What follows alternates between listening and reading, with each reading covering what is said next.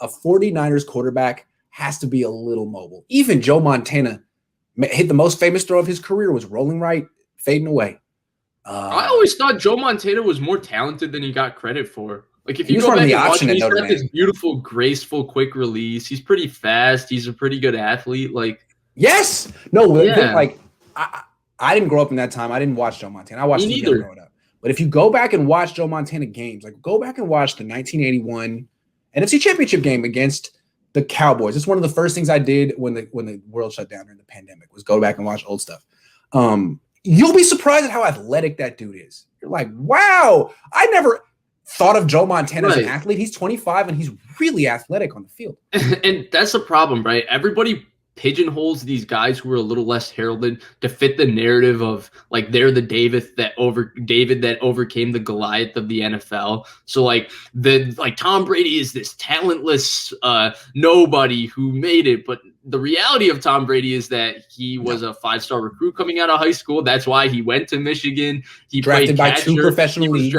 He was drafted by the MLB. He's got a really, really strong arm.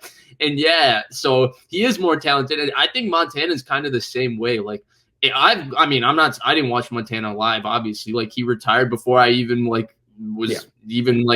what the NFL was. But there's enough games on YouTube where you go back and watch. And this isn't just a guy who had no arm strength or blah, blah, blah. Like, he's ridiculously accurate. He had a quick release. He was pretty athletic. He moved really well. And like, in terms of his arm strength, like, he didn't have a John Elway cannon, but he really could put it anywhere. Like the Giants game, he puts the one where he got hit the whole game, and then he hits Jerry Rice for like a 70-yard touchdown, and they win in the fourth quarter.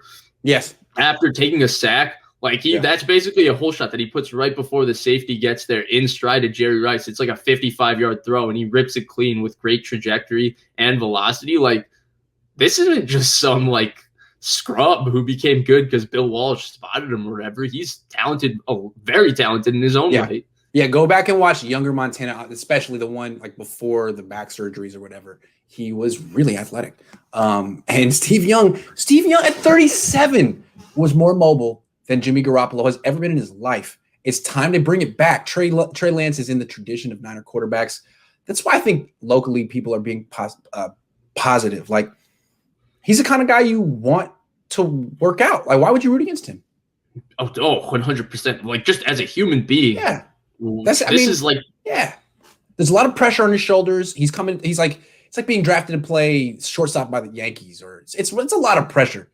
But he's 20. Everyone's like, all right, we're in your corner here. Kind of like how Warrior fans were for James Wiseman. That didn't go so well. But I think Trey Lance is going to have 19. It's true. I'm not even a Niners fan, but it's impossible. Like, whoa, Jay, don't. Seth says, don't forget about Bobby Turner. He's 70, run game genius. That's true. There's a lot of people that are going into making this run game special. Anyway. I mean, Chris Forrester is very well respected. Like, if you ask Mike Shanahan about his Washington staff, he'll rattle off his son, McVay, Matt LaFleur. He always mentions Forrester, who's a great coach. So, respected was an interesting choice of words. He's definitely something. Is he respected? To a degree. Yeah, I'm sorry. For a guy that had the ugly situation they had, and for the Niners to then immediately pounce on the opportunity to bring him onto their staff. He's definitely good at his it's hard to say. He's good at coaching offensive line, I guess, is what I'm trying to say. Apparently. So, and he couldn't be worse than the guy the Niners let go to the Jets, because I was questioning John Benton. I don't know, man. No really player got better under John Benton that I can think of. But he's not our problem anymore. He really got Trent Williams to play well. Absolutely. I think Trent Williams, when he gets inducted to the Hall of Fame, is going to say, look, guys, I was decent, but John Benton is the real MVP here.